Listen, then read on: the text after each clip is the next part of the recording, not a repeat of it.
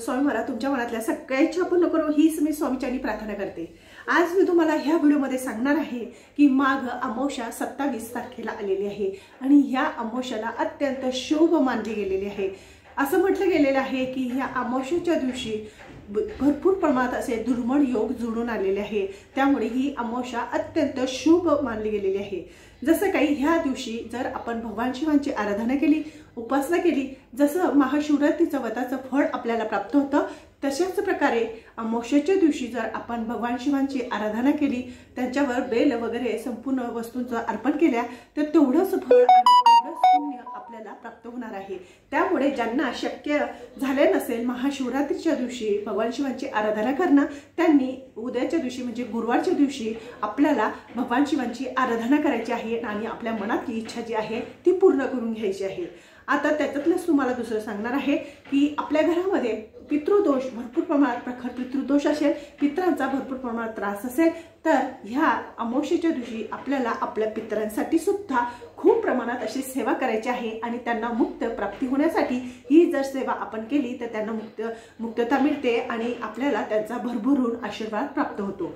तर आता अमावस्या कधी सुरू होते, कधी चालू होते आणि अमावस्येच्या दिवशी असे काही प्रभावी उपाय आहे ज्याच्याने आपल्या घरामध्ये धनसंपदा वाढेल, सुख समृद्धी येईल, असे साधे सिंपल उपाय मी तुम्हाला याच्यामध्ये सांगणार आहे। त्यामुळे व्हिडिओ लास्टपर्यंत सगळ्यांनीच बघायचा आहे। बघा, ही जी अमावस्या आहे ही भगवान शिवांना समर्पित झालेली आहे।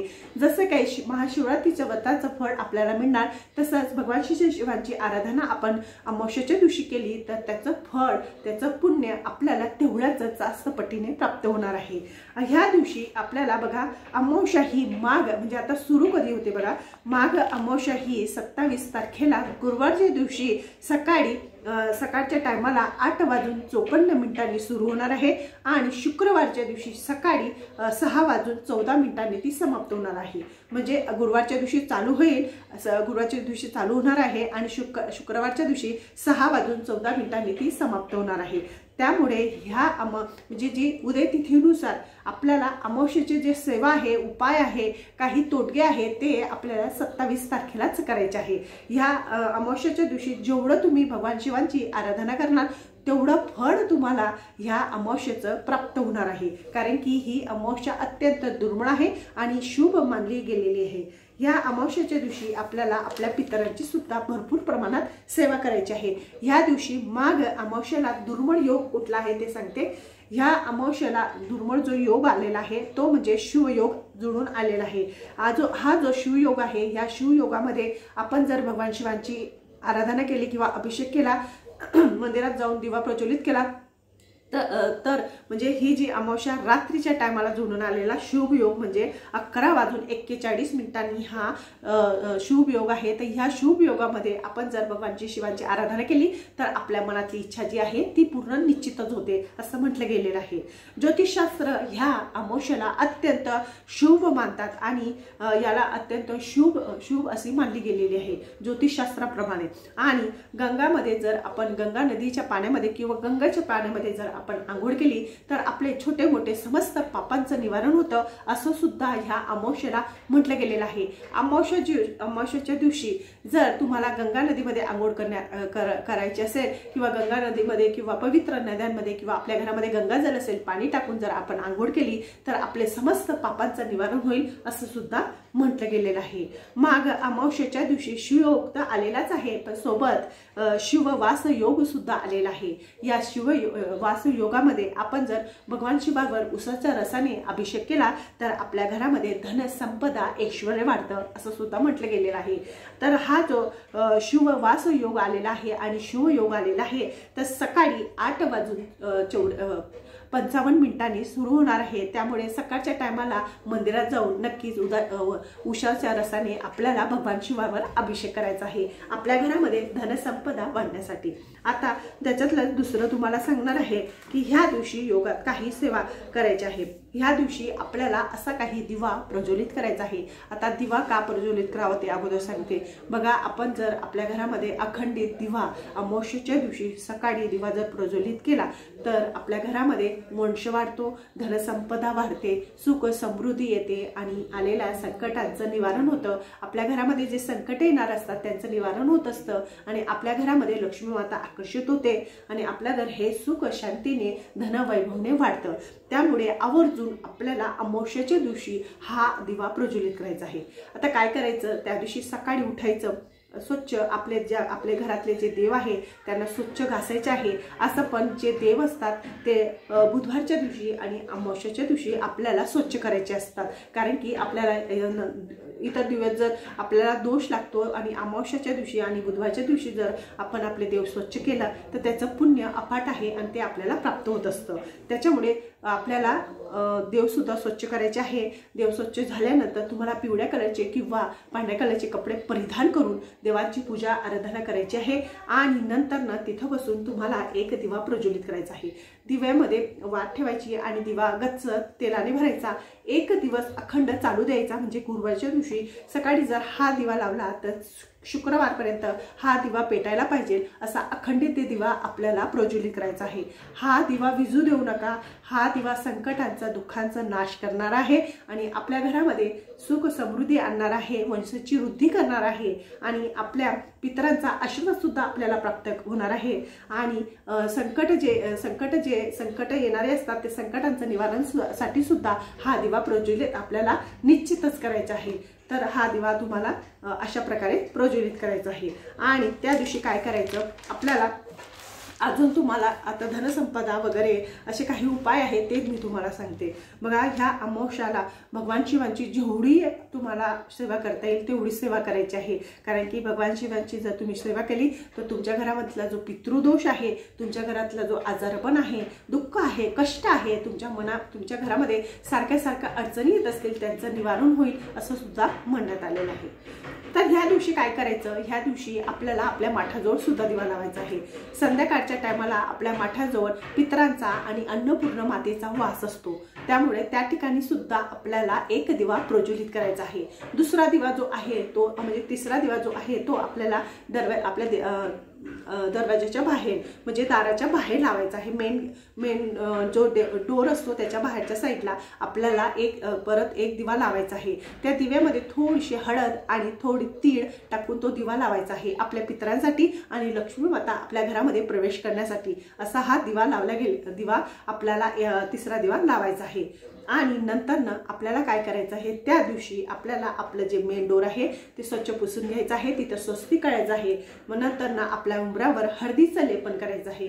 हळदीचं लेपन झाल्यानंतर घरातले जे जाडे जडपटे आहे ते संपूर्ण काढायचे आहे। घर स्वच्छ पुसून घ्यायचं आहे मिठाच्या पाण्याने। मीठ हळद आणि गोमूत्र टाकून तुम्हाला लादी फरची तुम्हाला पुसून घ्यायची आहे, घरातली स्वच्छता करायची आहे। असं केल्याने तुमच्या घरातली नकारात्मक शक्ती पूर्णपणे बाहेर जाईल, आजार पण निघून जाईल, घरामध्ये जे नजरबाजा दोष असेल तो पूर्णपणे निघतो असं सुद्धा म्हटलं गेलेलं आहे। आता मी तुम्हाला सांगणार की ह्या दिवशी आपल्याला काय करायचं। बघा, ह्या दिवशी आपल्याला आपल्या पितरांना प्रसन्न करण्यासाठी पितृदोष वास्तुदोष जर आपल्या घरावर असेल तर ह्या दिवशी तीळ, काळ्या कलरची तीळ आपल्याला आपल्या भगवान शंकरांवर अर्पण करायचे आहे। असं केल्याने आपला वास्तुदोष पितृदोष समाप्त होतो आणि त्याचा आशीर्वाद आपल्याला प्राप्त होतो असं म्हटलं गेलेलं आहे। आता दुसरं तुम्हाला सांगते, भरपूर प्रमाणात आजार आहे घरामध्ये, सारखा कटकट आहे, वादविवाद आहे, नजरबाधा आहे, सारखा आजार पण आपल्या घरामध्ये असेल तर त्यांनी मृत्युंजय मंत्राचा जाप करायचा आहे। मृत्युंजय मंत्र 11 वेळेस, 21 वेळेस, 51 वेळेस आपल्याला पठण करायचं आहे देवाजवळ बसून। असं केल्याने तुमच्या घरातला नजरबाजा दोष दूर होईल, आजार पण संपूर्ण जाईल आणि संकट आणि अघटित घटना किंवा अमृत्यू तुमच्या घरामध्ये कधीच येणार नाही असं सुद्धा म्हटलं गेलेलं आहे। त्याच्यातलं आता तुम्हाला तिसरं सांगते, धनलाभ होण्यासाठी आपल्याला धनलाभ होण्यासाठी भगवान शिवांची आराधना करायची आहे आणि भगवान शिवांवर 21 बेलपत्र व्हायचे आहे। असं केल्याने आपल्या घरामध्ये धनसंपदा वाढेल असं सुद्धा म्हटलं गेलेलं आहे। त्याच्यातलं दुसरं सांगते, समृद्धी येण्यासाठी आपल्या घरामध्ये समृद्धी येण्यासाठी जे गरजू व्यक्ती आहे त्यांना अन्नदान, वस्त्रदान, चपला वगैरे असं तुम्हाला नक्कीच दान करायचं आहे। याच्याने आपल्या घरामध्ये समृद्धी येते असं म्हटलं गेलेलं आहे। नंतर आता तिसरं जे आहे ते म्हणजे पितरांना प्रसन्न करण्यासाठी तुम्हाला सुद्धा तुम्हाला जे पित्र आहे त्यांचं पितृस्तोत्र तुम्हाला पठण करायचं आहे। बघा, देवपूजा करण्याच्या अगोदर आपण आंघोळ करून आलेलो असतो, त्यावेळेस पितृस्तोत्र अगोदर पठण करायचं आणि नंतर ना हात पाय धुवून नंतर ना जे पाय म्हणजे आपण जे आसन घेतलेलं असतं बसायचं ते धुवायला टाकायचं, हात पाय धुवायचे आणि मग नंतर देवाची पूजा करायची। असं केल्याने जे तुमचे पित्र आहेत ते प्रसन्न होतात आणि तुमच्या कामांमध्ये जे काही अडचणी आहे, काही टेन्शन आहे निर्माण होत असतील ते अडचणींचं निवारण होतं। बघा, महिनाभर करून बघा, तुम्हाला याचा नक्कीच चांगला उपयोग होईल आणि अनुभव सुद्धा खूप चांगल्या प्रकारे तुम्हाला येईल। तर या पितृस्तोत्राचं पठण नक्कीच आवर्जून आपल्याला उद्याच्या दिवशी करायचं आहे। आता त्याच्यातलं तिसरं तुम्हाला सांगते। बघा, या दिवशी काय करायचं, गाईला अन्नदान केल्याने आपला जो पितृदोष आहे पितृदोष दूर होतो असं सुद्धा म्हटलं गेलेलं आहे। या दिवशी आपल्याला पिंपळाच्या झाडाखाली सुद्धा दिवा प्रज्वलित करायचा आहे। पिंपळाच्या झाडाखाली दिवा प्रज्वलित केल्याने आपल्या घरामध्ये धनसंपदा वाढते आणि विष्णू भगवानांचा आशीर्वाद आपल्या घरावर राहतो, पितरांचा आशीर्वाद आपल्याला मिळतो आणि आपले पित्र प्रसन्न होऊन आपल्याला भरभरून आशीर्वाद प्राप्त करून देतात असं सुद्धा म्हटलं गेलेलं आहे। ह्या दिवशी आपल्याला श्री सूक्ताचं पठण करायचं आहे। जे श्री सूक्त आहे त्याचं पठण करायचं आहे। श्री सूक्ताचं जर पठण आपण केलं तर आपल्या घरामध्ये धन संपदा वाढत जाते, ती त्याच्यामध्ये कधीच कमतरता राहत नाही। त्यामुळे हा जो उपाय आहे, हे जे सगळे उपाय मी तुम्हाला सांगितले, हे उपाय आपल्याला आवर्जून करायचे आहे। हे संपूर्ण उपाय करून बघा, अनुभव येतो म्हणजे येतो। अमावस्येच्या दिवशी आपल्याला आपल्या जे तुम्हाला तुमच्या घरामध्ये कोणाची नजर लागलेली असेल, आजारपण येत असेल, पैसा टिकत नसेल, घरामध्ये सतत कटकट आहे, वादविवाद आहे, तर त्यांनी काय करायचं, आपला जो मेन डोर आहे म्हणजे मेन दरवाजा आहे त्याच्या बाहेर उभं राहून एक नारळ घ्यायचं, त्याच्यावर कापूरच्या वड्या ठेवायच्या, 7 वेळेस ते नारळ आपल्या दरवाजावरून उतरवायचं आणि फेकून द्यायचं आणि घरात येऊन हातपाय धुवून देवांना नमस्कार करायचा। असं केल्याने तुमच्या घरामध्ये जे कोणाची दृष्ट लागलेली असेल, आजारपण असेल, तो निघून जाणार। दुसरं म्हणजे तुमच्या गाडीचा सारखा ॲक्सिडेंट होत असेल किंवा सारखी बंद पडत असेल, सारखे तिला पैसे लागत असतील, तर त्या दिवशी पिवळी मोहरी घ्यायची किंवा नारळ घ्यायचं आणि आपल्या गाडीवरून उतरवायचं आणि ती पिवळी मोहरी फेकून द्यायची, नारळ उतरून ते नारळ फेकून द्यायचं। असं केल्याने सुद्धा तुमच्या गाडीवर जे सारखं अघटित घटना किंवा पैसे लागत असतील, सारखं बंद पडत असतील, ते पूर्णपणे समाप्त होईल। आणि दुसरं म्हणजे जर तुमच्या घरामध्ये तुमचे लहान मुलं असतील, तुमचे मिस्टर असतील, तुमच्या घरामध्ये सारखा